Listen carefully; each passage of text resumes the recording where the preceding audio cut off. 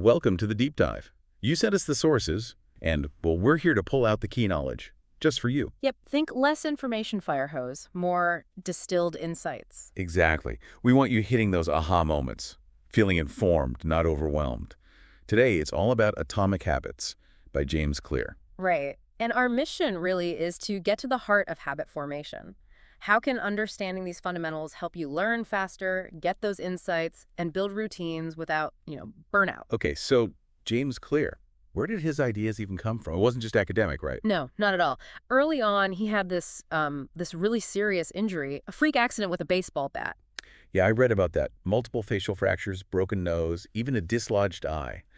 It sounds brutal. It was. And his recovery took ages, months dealing with vision problems, physical therapy, just to walk normally again. So he wasn't some overnight expert. These ideas grew from him rebuilding things, small step by small step. Precisely. He called it a gradual evolution, a long series of small wins and tiny breakthroughs, and that personal experience, that's the bedrock of his whole philosophy on habits. It makes so much sense. We often feel we need huge leaps in learning, right? But that just leads to feeling swamped. Totally. His journey points to a different path, small, consistent learning habits, those tiny breakthroughs that build up. And his writing career mirrored that, didn't it? Started small online back in, 2012? Yeah, November 2012, just sharing his own habit experiments, a simple schedule twice a week. But it grew pretty quickly, too. It really did. 1,000 email subscribers in months, then over 30,000 the next year. By 2015, it was huge, 200,000 subscribers, a book deal. Wow. He even said he felt like an imposter at first, just experimenting along with his readers. Which is such a great illustration of the process, right? Small, consistent actions snowballing. And it ties right into that first law he talks about. Make it obvious. His cue was Monday and Thursday. The response, writing. And the reward was the engagement, the growing list, reinforcing the whole loop. It also hints at that identity thing we'll get to. He became an expert by consistently doing the work. Exactly. All those small sessions compounding. Which brings us right to that core idea. The power of tiny gains. He argues these tiny gains or even tiny losses, they add up. Their impact gets magnified over time. Think about it. Money habits build wealth. Eating habits affect health. And your knowledge. That's your learning habits accumulating. It's a lagging measure, as he says. Even the state of your house reflects your cleaning habits. You really do get what you repeat. He suggests looking at your small daily choices to see where you might be in 10, 20 years. Are you learning a little bit each day? Those tiny deposits in the knowledge bank, they compound, just like interest. Time magnifies the margin between success and failure. Yeah, that small positive learning habit, done consistently, creates this widening gap over time. But it often doesn't feel like progress initially, does it? Right. You put in the work, try a new habit, Yeah. and nothing seems to happen for a while. That's the valley of disappointment he describes. It's so easy to get frustrated there, thinking it's not working. We expect linear progress, but reality is different. But he calls this the plateau of latent potential. The effort isn't wasted, it's being stored up. Like heating an ice cube, right? You add energy, 25 degrees, 30, 31, still ice. Exactly. Then boom, 32 degrees, it melts. The breakthrough happens after all that stored effort. And that's where so many people probably give up on learning something new, right, in that valley. I suspect so. They don't realize the potential is building just beneath the surface. And that overnight success story, it's usually built on years of unseen effort on that plateau, like geological pressure building before an earthquake. Understanding that is huge for motivation, especially when learning feels slow. Knowing the effort counts, even if you don't see it yet. Keeps you going through the tough parts. Okay, so shifting gears slightly, we usually set goals, right? Read 50 books, master this software. The typical approach. But Clear argues focusing only on the outcome, the goal can be limiting. He pushes for systems thinking. Right. Focus on the process, not just the result. Fix the inputs, he says, and the outputs will fix themselves. Which is great for lifelong learning. Instead of just read 50 books, focus on the system. Schedule reading time. Make books accessible. And the 50 books becomes a natural byproduct of a good system, not the sole focus. He also points out downsides to being purely goals-focused, like postponing happiness. I'll be happy when I reach the goal. Yeah, always pushing contentment off. Plus, it creates that all-or-nothing feeling. Either you hit the goal or you failed. demotivating. Whereas a systems approach is about continuous improvement. You're always making progress within the system. More sustainable, maybe more enjoyable. Definitely more sustainable for learning. It's about the journey. This leads nicely into another big idea: identity-based habits. Ah, yes, this is powerful.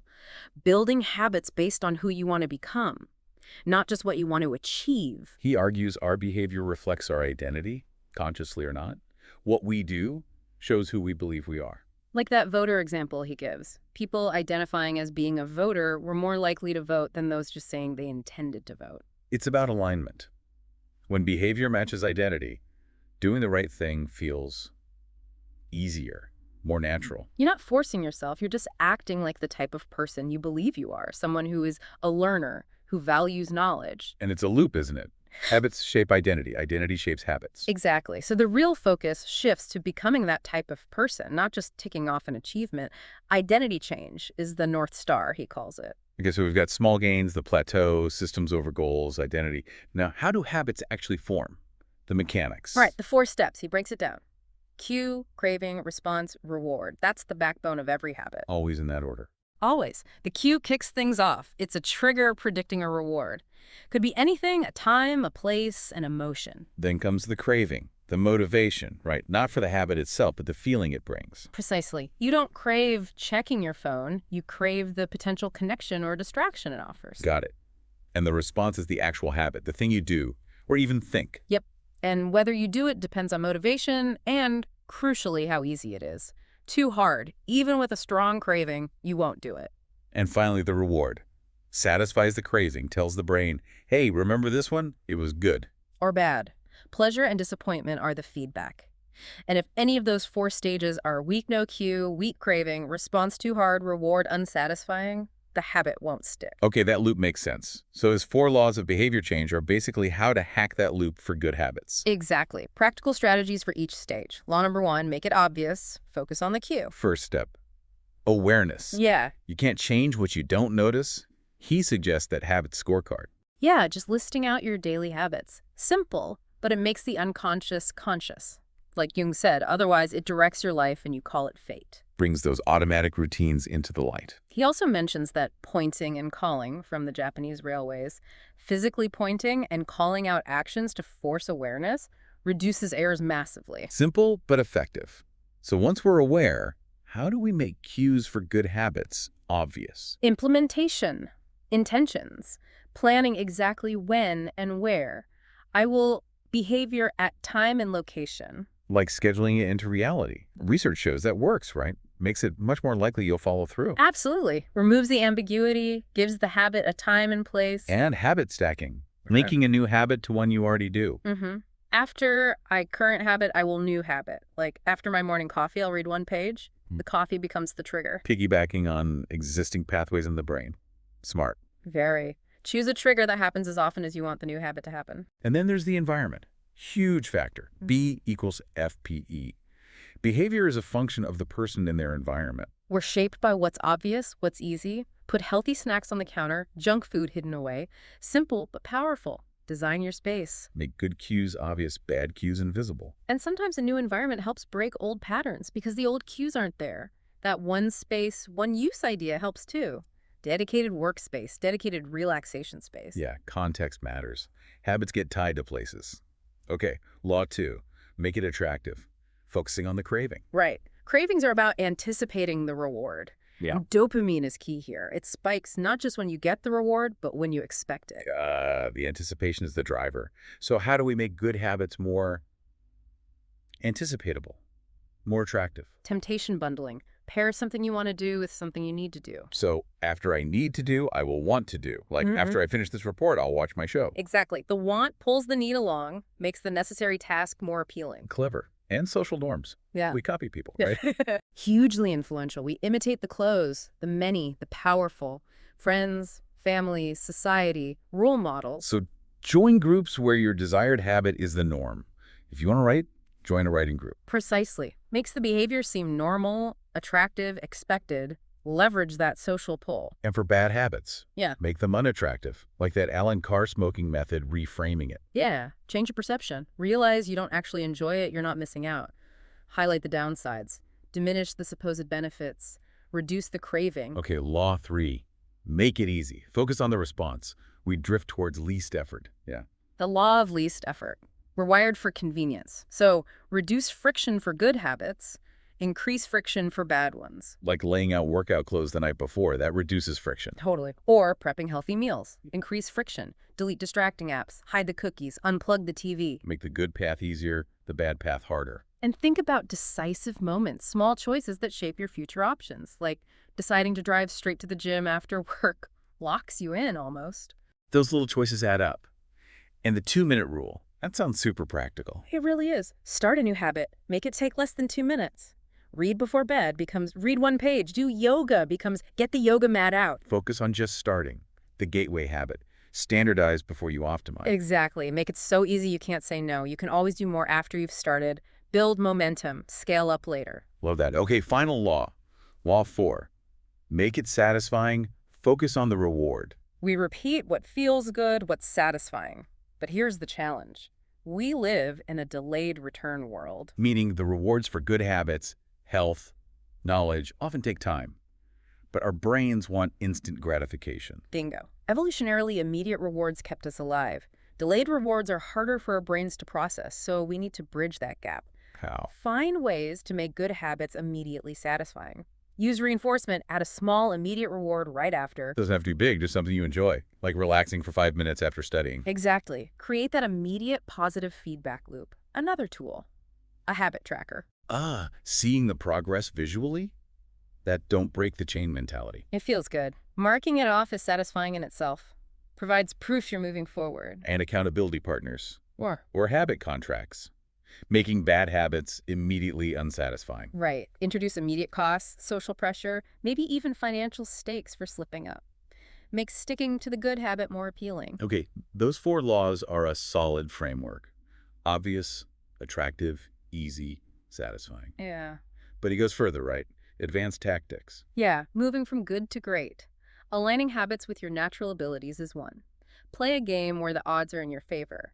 Genes predispose, but don't predetermine. Find what you're naturally inclined towards and build habits there. Makes sense. It'd be more enjoyable. And the Goldilocks rule. Peak motivation happens when tasks are right at the edge of your current ability, just challenging enough. About 4% beyond current ability, he says, to hit that flow state. Right. Keeps you engaged, not bored, not overwhelmed. But boredom still happens, even with established habits. That's crucial. Even the pros get bored. They just stick to the schedule anyway. Show up regardless of motivation. Amateurs follow motivation. Professionals follow the schedule. And mastery requires deliberate practice, reflection, review, not just mindless repetition, always looking for ways to improve. Constantly refining. And identity comes back in again. It does. The identity you build can help, but it can also hinder later if you become too rigid. Need to stay adaptable. Don't let your learner identity stop you from becoming a master, perhaps. Something like that. Be willing to redefine yourself as you evolve. And finally, the secret to lasting results. Satisfaction equals liking minus wanting. Contentment matters. Yeah, true happiness isn't just chasing more. It's often finding fulfillment in the process and what you have. Your actions show what you truly value. Reward follows effort. Make the process itself enjoyable. That seems key. If the system feels good, you'll stick with it. Exactly. Build a system you actually like operating within. Okay, some quick recap. Make habits obvious, attractive, easy, satisfying. Understand that? Apply it. And you're well on your way to learning more effectively, getting those insights, building routines without the overwhelm. It's a practical roadmap. Small, consistent changes guided by these principles. Huge potential. Absolutely. Small habits, big results over time. So, thinking about all this, maybe the final thought for everyone listening, what's one tiny, almost effortless change you could make today? Something aligned with being that lifelong learner you want to be. Could be reading one page, listening to a short podcast, 5 minutes on a learning app. Just start small, make it obvious, attractive, easy, satisfying. And definitely check out the full book, Atomic Habits, for way more detail and strategies. It's packed. Highly recommended. Thanks for diving deep.